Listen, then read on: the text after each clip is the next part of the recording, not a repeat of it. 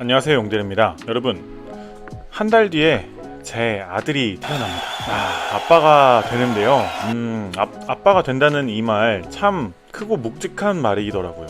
그런데 신기하게도 삶이 크게 달라진 건 없는 것 같고, 그래서인지 아직은 좀 실감이 잘 안 나요. 처음 심장 소리를 들었을 때 사람들이 이제 그렇게 얘기하잖아요. 처음 심장 소리 들었을 때 엄청 감동이다. 근데 저는 그냥 애기 심장 잘 뛰는구나, 별 큰 감흥이 없었어요. 그런데요, 제가 최근에 두 번 내가 진짜 아빠가 되는구나 온몸으로 느꼈던 순간이 있었어요. 첫 번째는요, 태동을 느꼈을 때입니다. 아내 배 위에 이렇게 손을 얹고 있었는데 갑자기 뭔가 툭 하고 하는 발차기가 느껴지더라고요. 그 느낌이, 그 발차기의 파동이 제 심장까지 전해지는 느낌이었습니다. 그 짧은 순간에 말로 하기 힘든 그런 감정이 몰려왔어요. 뭔가 내가 지켜내야 할 존재가 생겼다는 그런 느낌. 두 번째 느꼈던 점은요, 집에 아기용품들이 생겼습니다. 아기 옷이라든지 손수건, 아기 침대, 하나둘 집에 들어오면서 제가 살고 있는 공간이 바뀌었잖아요. 그러고 보니까 좀 느껴지더라고요.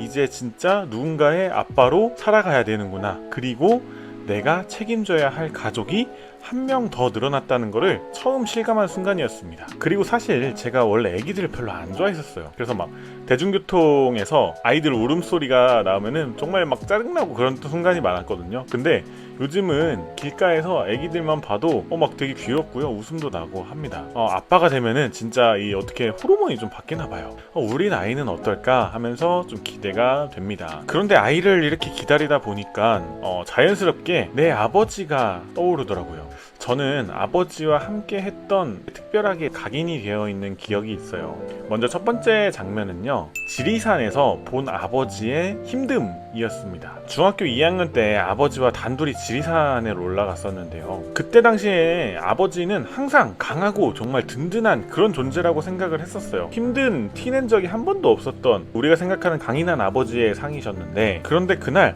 아버지가 이제 계속 물어보시는 거예요. 용가리 안 힘들어? 힘들면 좀 쉬어가자. 쉬어도 돼. 처음에는 나 안 힘든데. 근데 얼마 후에 아버지가 이렇게 얘기하시더라고요. 아빠 조금 힘들다. 좀 쉬었다 가자. 라고 얘기를 하신 겁니다. 이제 그 순간 멈췄어요. 아빠도 힘들 수가 있는 사람이구나. 힘듦을 느낄 수가 있는 사람이구나. 처음 느꼈습니다. 그게 되게 인상이 깊어요. 두 번째 각인된 장면은요, 아버지의 눈물이었습니다.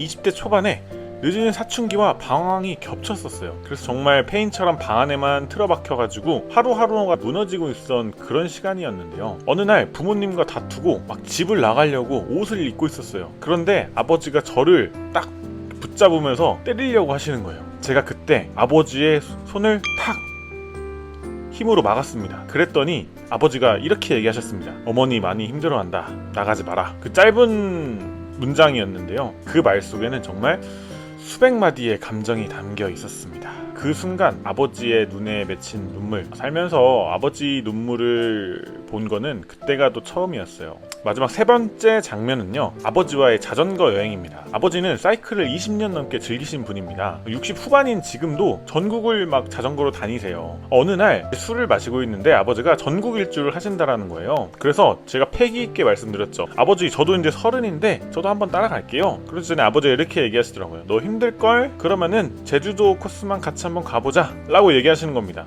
저는 뭣도 모르고 오케이 가봅시다 라고 얘기를 했죠.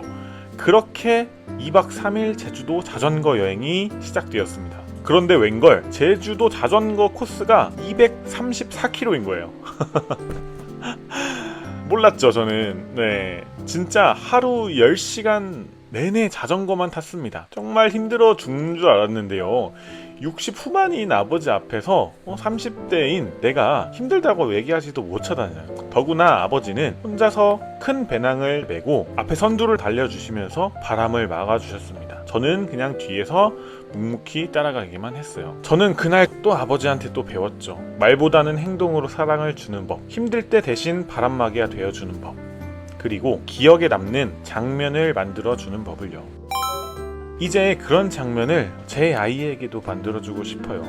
좋은 아빠가 될 수 있을까? 솔직히 막 자신은 없습니다. 그래도 아이의 기억 속에 늘 함께 했던 장면으로 남고 싶어요. 여러분들은 기억하는 아버지의 장면은 무엇인가요? 그리고 여러분들은 어떤 아빠, 어떤 엄마, 어떤 부모가 되고 싶은가요? 댓글로 같이 남겨주시고 의견 나눠보시면 좋을 것 같습니다. 오늘도 제 얘기 들어주셔서 감사합니다.